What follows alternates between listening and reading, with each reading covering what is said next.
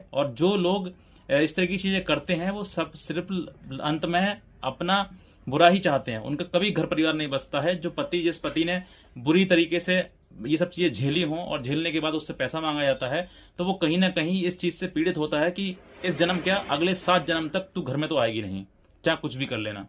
तो ऐसा अगर आपके साथ में भी हो रहा है और आप पति हैं, पीड़ित हो रहे हैं, तो मैं कहता हूं किनारा कर लीजिए उस महिला से जिस महिला ने आपके साथ में इतनी भद्रता कर दी हो और तुमको इतना परेशान कर दिया हो।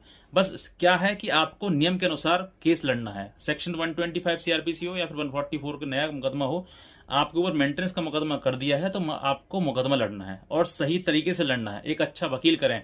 यहां से आप यहाँ की लड़ाई मत लड़िए। आप ये मत सोचिए कि लोअर कोर्ट में ही सब कुछ डिसीजन हो जाएगा। हो सकता है लोअर कोर्ट में आपके खिलाफ आए डिसीजन, और आपके खिलाफ आएगा ही आएगा। ये ज्यादातर चांसेस होते हैं, बहुत कम चांसेस होते हैं जो आपके फेवर में आए, पक्ष में आए। वरना लास्ट में आपके अगेंस्ट ही आएगा। आपको कहीं ना कहीं उसमें मेंटेनेंस बांध ही जाएगा। जैसे ही आपके साथ में चीजें होती हैं, नीचे लोअर कोर्ट में होती हैं, वैसे ही आप उठाकर सीधे हाई कोर्ट ले जाएं उसको, क्योंकि कहीं ना कहीं आपकी सुनवाई हाई कोर्ट में होगी।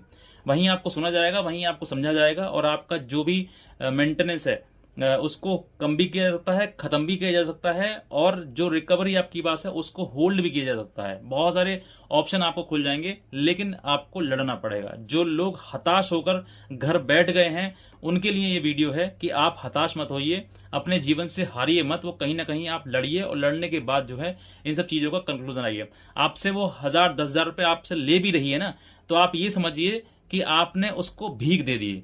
सिर्फ इतना समझिए। घर में आपके भी कभी ना कभी समय आने पर परिस्थिति खराब हो जाती है, कभी बीमारी हो जाती है, कभी कहीं चोरी हो जाती है, तो कहीं कुछ और हो जाता है। आप उसी प्रकार की अपने घर में एक समस्या समझकर उस समस्या को निपटाइए।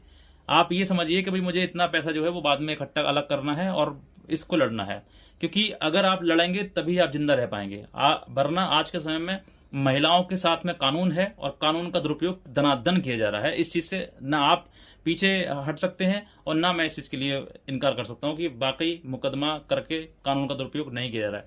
अगर वो पत्नी कितना भी कमा रही हो, चाहे वो कितना ही पढ़ी लिखी हो, वो सब कुछ छिपा लेगी, और आपके पास अगर सबूत नहीं है तो आप साबित नहीं कर पाएंगे, और कोर्ट इस बात को मानेगी भी नहीं।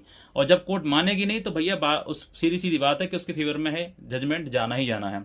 तो ऐसी परिस्थिति में अगर आपकी पत्नी आपसे मुकदमा करके पैसा ले रही है, मेंटेनेंस का ले रही है, तो उसको चुपचाप दीजिए मत। उसको आगे बढ़िए, और आगे बढ़ने के बाद उस पर लड़िए, लड़ाई लड़िए। कानूनी रूप से उसने मुकदमे पर आपको मेंटेनेंस बंधवाया है, तो आप कानूनी रूप से उसको खत्म करने का भी तरीका ढूंढिए।